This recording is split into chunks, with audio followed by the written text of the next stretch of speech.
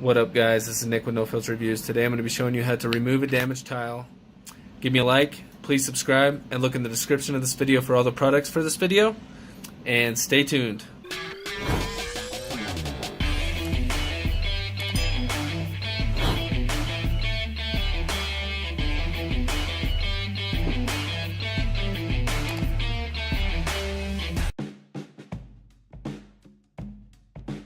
The tool I'm using right now is a grout remover. The link to this tool is in the description. What I'm doing is removing the grout closest to the tile I want to remove. This way it alleviates some tension when I'm trying to move the tile up that I want to remove in the later steps.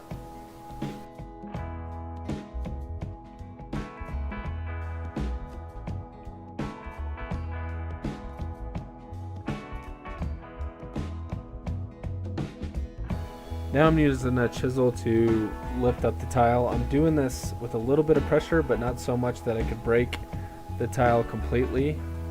You're going to want to use caution when you're doing this, because if you lift the tile up too much and you don't have the grout removed, or you don't have enough of the grout removed, you may crack or cause enough tension on the tile next to it to cause some damage. So you want to lift up, but you don't want to lift up, just slowly lift up and go back and forth with your hand in order to kind of crack the tile, but not use so much force that you break the tile next to it.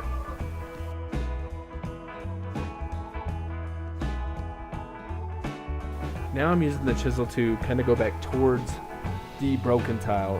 When you use a chisel, you want to use either your hand or a rubber mallet, not a hammer.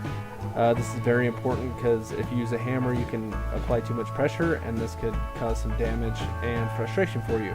So you want to hit the chisel back towards the broken tile, and this will help crack up the tile as well as separate it a little bit from the grout.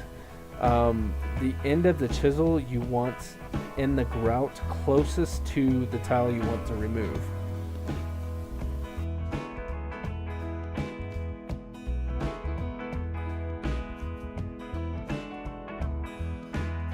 Now I'm just moving the chisel up and down, trying to break up the tile a little bit more.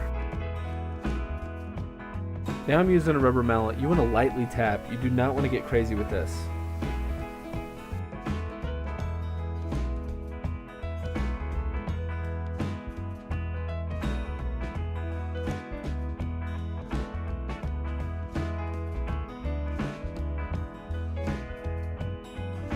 Now I'm using the rubber mallet to hit the tile to try to break it up a little bit more, and then I'm using that chisel to, move it up and down. The link to this is in the description, the rubber mallet and a chisel kit that's pretty affordable on Amazon, so check that out. I'm just tapping very lightly, just taking my time, going as slow as possible, bringing it up, trying to lift up those tiles that I have broken, but again, take your time and don't get crazy with this, because you will break the tile next to it, and that causes a whole nother level of frustration and more project than you need. Once you break the tile up a little bit, the grout kind of just falls off. If you want to get the rest of the grout out, you just put the chisel closest to the opening where the old tile was and chisel away with either your hand or a rubber mallet, going again towards the opening of the old tile.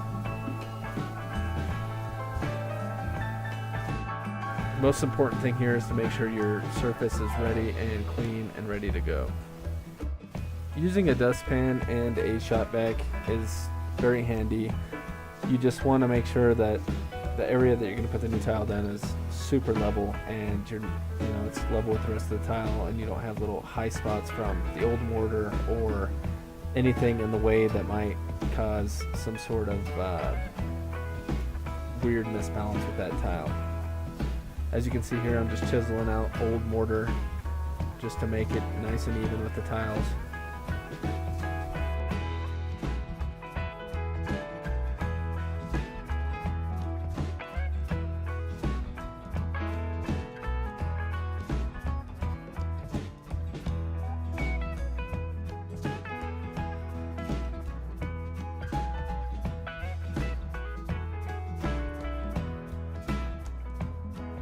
For the next step, what I did is get a I went and got a Ziploc bag, just a gallon freezer bag, and I filled it with some of the mortar I was going to use, and I just did the mix inside the bag, and then I cut a little hole and then kind of spread it all out.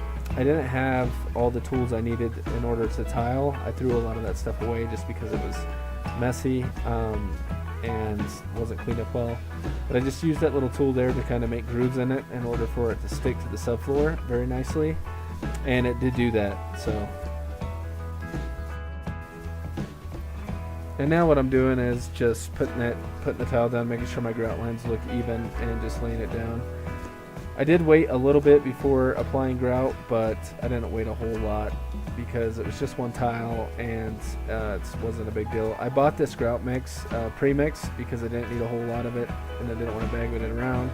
I just used that same spreader to go ahead and spread the grout in the grout lines. I didn't have a float, like I said. I threw a lot of that stuff away, but you don't need a lot of that if you're doing a small project like this.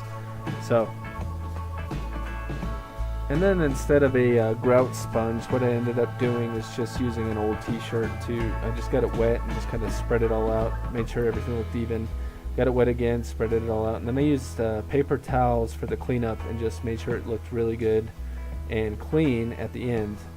And then after that, I put a box in the way of this so my kids couldn't walk on it, and I let it sit for about 12 to 20 hours ish, and it was good to go. So I hope this was beneficial. Look in the description for all the products, and you guys have a great day.